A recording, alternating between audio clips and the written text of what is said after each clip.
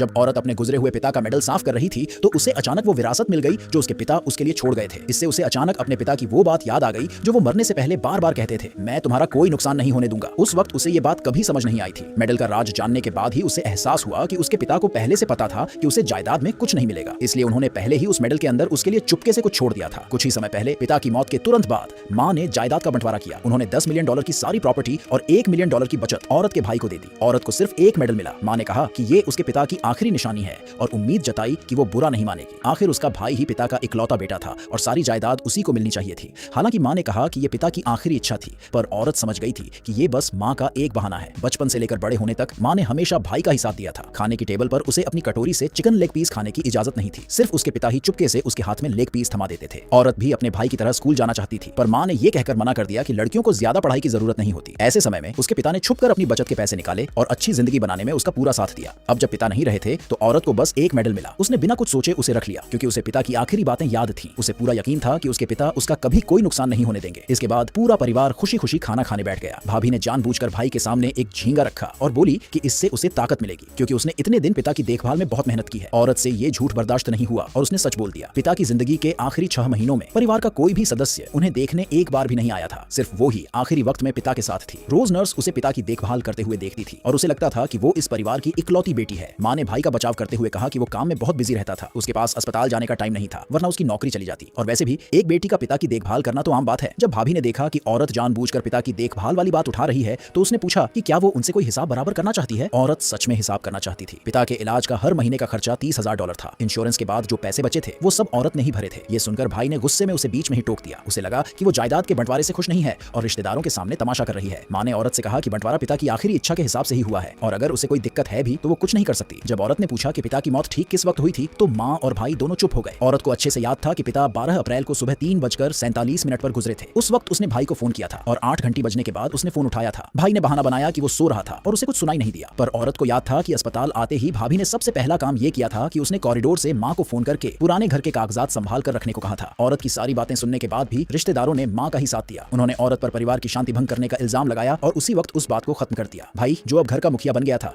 उसने ऐलान किया कि बंटवारा हो चुका है, इसलिए वो अब अलग रहेगा। उसने औरत को तुरंत घर खाली करने को कहा। औरत ने अपना सामान उठाया और उस घर में चली गई जो उसने पिता की देखभाल के वक्त किराए पर लिया था। उस दिन जब औरत मेडल साफ कर रही थी तो उसने देखा कि पीछे लगा पेंच किसी ने जानबूझकर ढीला कर रखा है। वो टूटा हुआ नहीं था। ऐसा लग रहा था कि किसी ने उसे जानबूझकर ढीला किया है, पर पूरी तरह से निकाला नहीं है। औरत को शक हुआ कि पिता ने उसके लिए जो छोड़ा है वो इसी मेडल के अंदर है। इससे पहले कि वो सच जान पाती उसके पिता के एक पुराने फौजी दोस्त का कॉल आ गया। उस आदमी की कहानी सुनने के बाद ही उसे पता चला कि उसके पिता ने उसके लिए एक राज छोड़ा है और उस राज का सुराग इसी फौजी मेडल में छुपा है।